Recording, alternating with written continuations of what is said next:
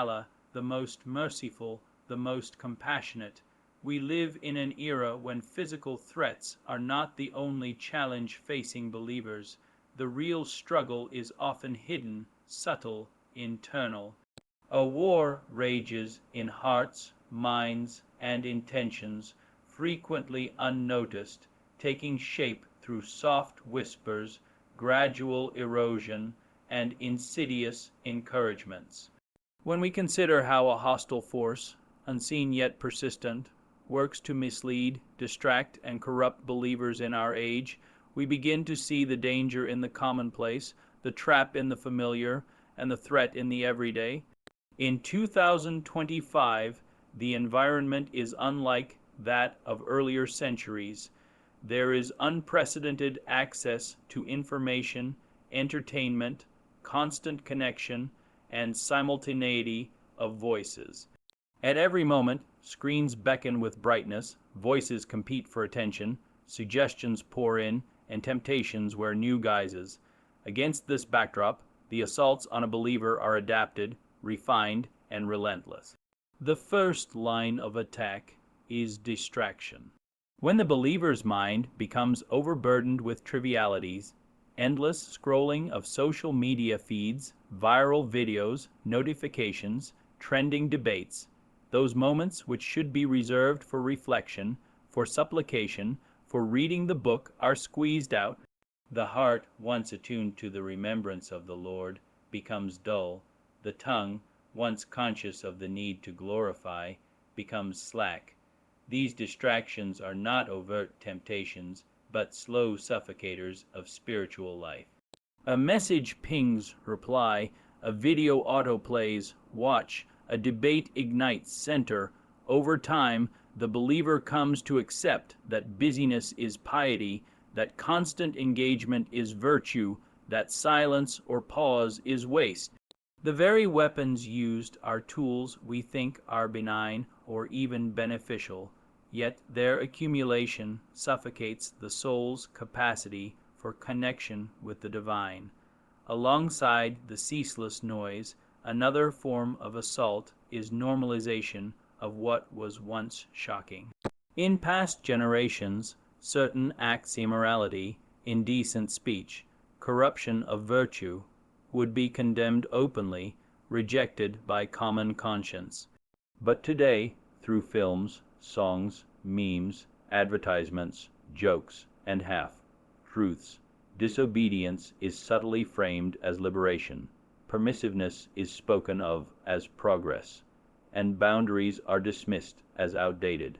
When the mind is exposed to repeated images or jokes, the barrier of shame erodes. When sinful ideas are celebrated, the believer's defenses weaken. What was once intolerable becomes tolerable. What was once forbidden becomes part of the accepted package. The assault is gradual, first a joke, then a tolerance, then an embrace, and eventually an identity. The believer may not wake up one morning and choose rebellion. Rather, over months or years, the boundary moves inward until virtue seems austere and compromise seems moderate. Concurrently, confusion is introduced into belief. The enemy does not always aim for outright disbelief. Far more effective is planting seeds of uncertainty. Is this really what Islam meant?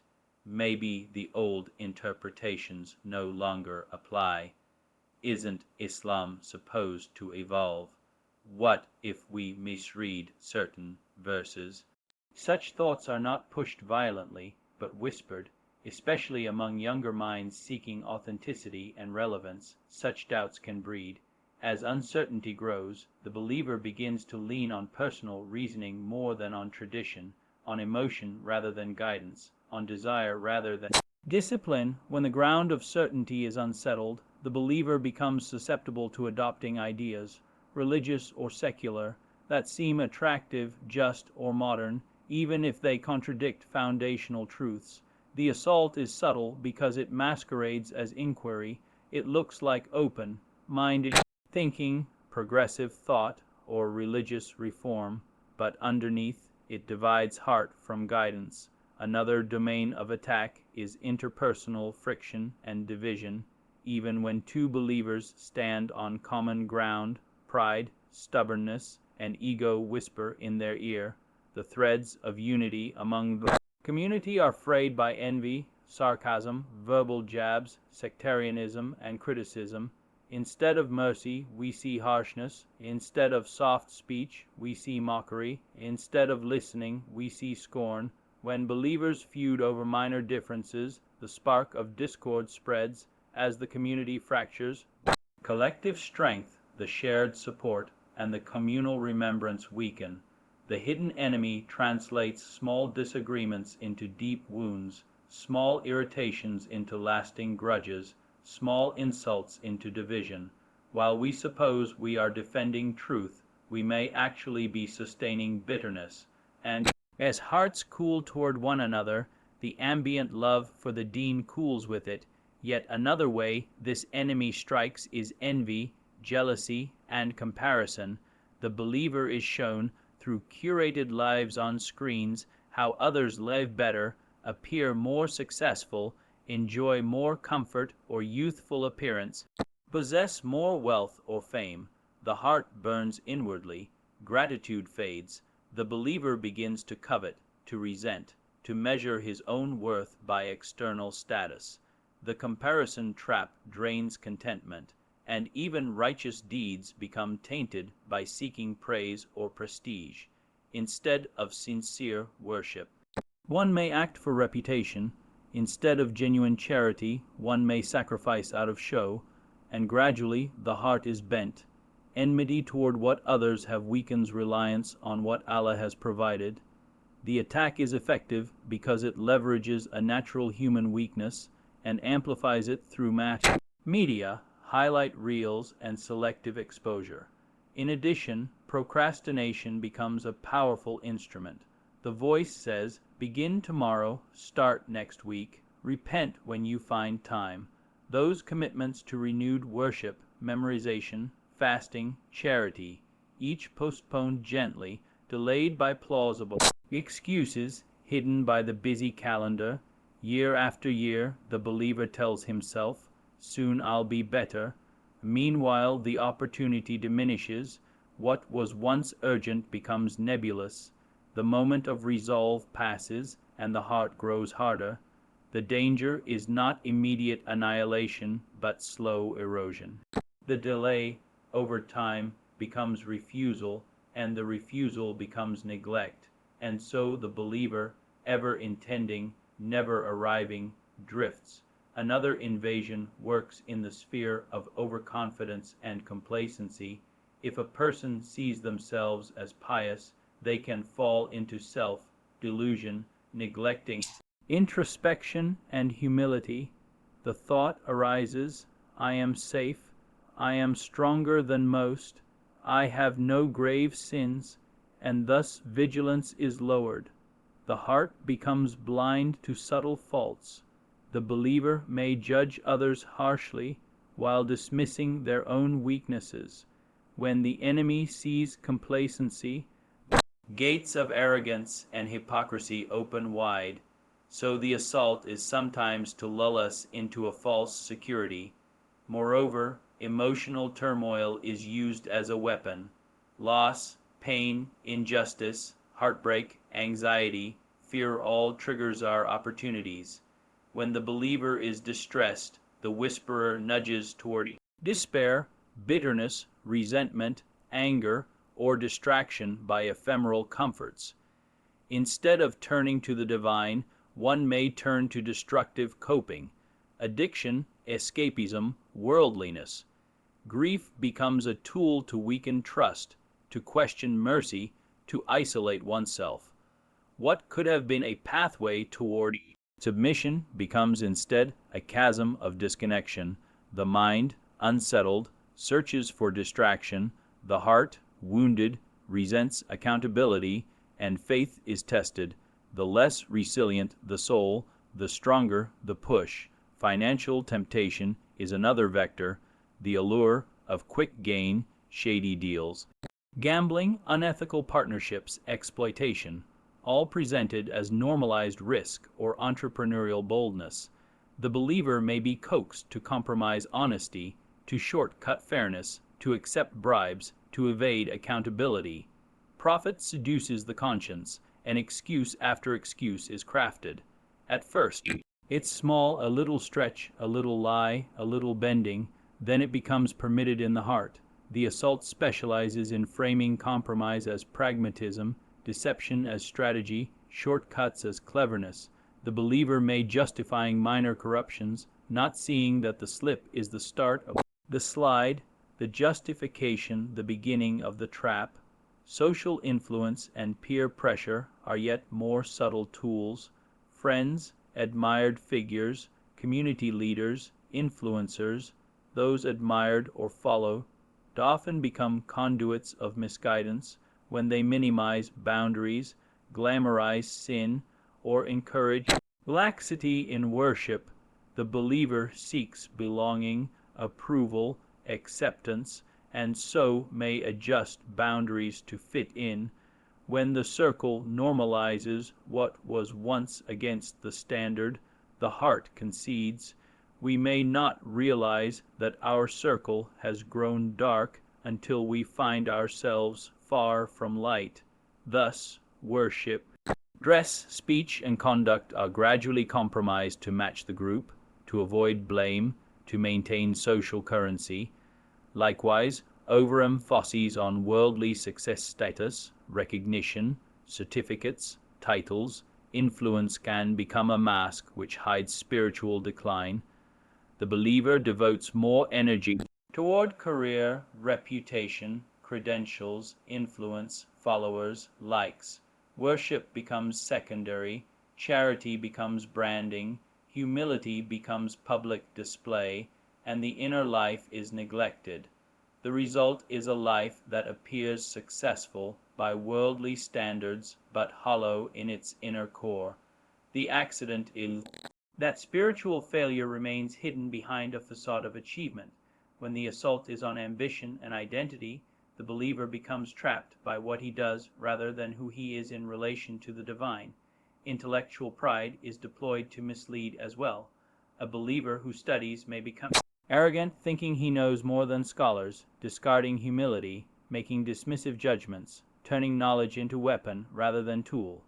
The voice encourages criticism of classical scholars, undermining respect for tradition, favoring radical reinterpretation without grounding. Believer believes he is more enlightened than those who preceded. This pride is both sin and vulnerability. It blinds the heart, hardens arrogance, and weakens sincerity.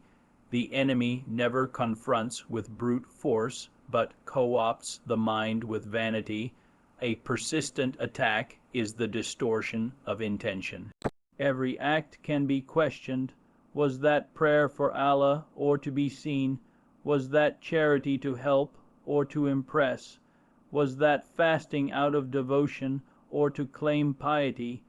The whisperer magnifies the seed of insincerity, nudges toward doubt in one's own motives, sowing insecurity in one's good deeds. No one wants to worship in vanity, so the believer may despair of sincerity and even abandon acts lest they be tainted. The very inner struggle of intention becomes battlefield territory. Elder generations warned that intentions are weights. Indeed, they are targets. Furthermore, loneliness and isolation are tools. When a believer feels disconnected from community, unsupported, misunderstood, he becomes vulnerable. In isolation, the voice gets louder. In distance from righteous company, one's own resolve weakens. When there is no close friend reminding of fear of the last day, no brother or sister calling one to prayer, the distance grows. The believer slowly drifts, seeking solace in the wrong places, accepting companions who mock or distract or scorn. Constant comparison of one's inner weaknesses to others also plays a part. The believer is shown those who appear superficially stronger. He may despair, I am worse than so, and so they are more consistent. I cannot compare. That despair is a trap. Rather than lean on mercy, one becomes demotivated. The enemy uses unbalanced mirrors. He shows only the peaks of others, the valleys of your own journey. You forget your own progress, your own mercy, your own capacity to return. At times, the whisperer will give permission to small sins, minimize them, show them harmless, or categorize them as just this once. The believer is lulled into compromise, believing small transgressions are acceptable because they don't seem grave. Over time, multiple small sins accumulate until the heart is cluttered with regret and distance. The attack is in the incremental. The heart doesn't break suddenly, it withers. When the believer repents, the voice says, "You have sinned too much, you're beyond hope. Allah would not accept you now." Thus guilt becomes a barrier, not a doorway. The believer distances from worship, believing himself unworthy, but despair is a betrayal of mercy.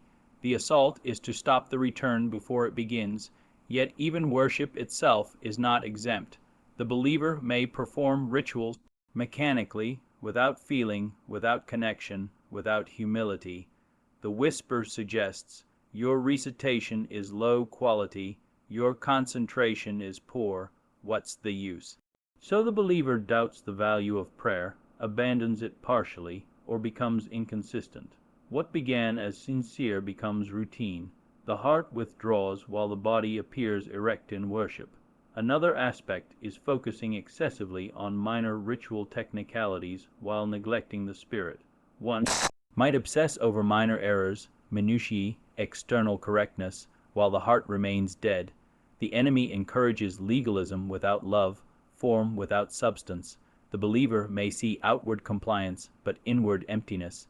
He may feel superior for his observance, while his compassion, sincerity, and humility erode. The war is not against ritual, but where ritual loses its heart. Sensual temptation continues its many guises, subtle gestures, suggestive imagery, flippant jokes, flirting, normalized intimacy outside bounds.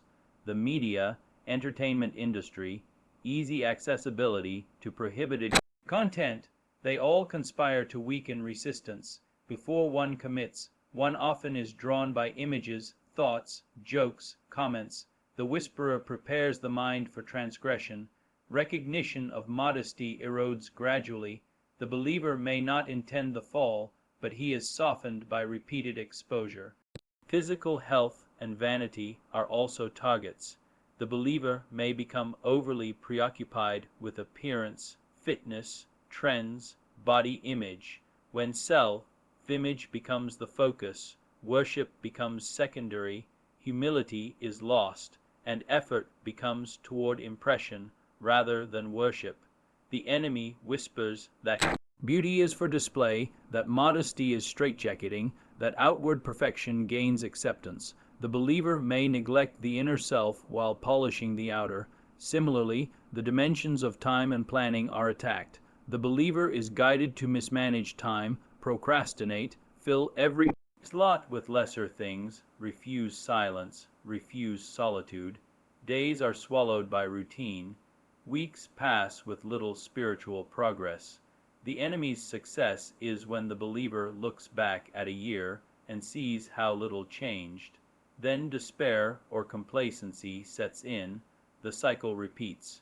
When roles and responsibilities weaken, family, marriage, parenthood, community service become burdens rather than opportunities. The believer may resent obligations, neglect their children's religious upbringing, disconnect from spouse, avoid communal work. Over time, the family unit crumbles. Faith is not transmitted. Roots grow shallow. The enemy is patient. It works across generations. Often, the attack is disguised as commendable self-care, mental health, moderation, flexibility. These are good in themselves, but when emphasized so heavily that sacrifice, discipline, surrender are dismissed. They become traps. The believer may justify leniency in worship, avoidance of sacrifice, partial observance under the banner of balance. The enemy wraps laxity in attractive garments. The believer may not see that ease has become the standard and obedience the burden. Throughout all this, believers' connection to knowledge is eroded. Instead of seeking deep understanding, one collects shallow summaries, tweets, snippets, short lectures, quick takes. The believer does not go deep, reflect, revise, refine. Knowledge becomes like fast food, consumed, forgotten, replaced, without depth.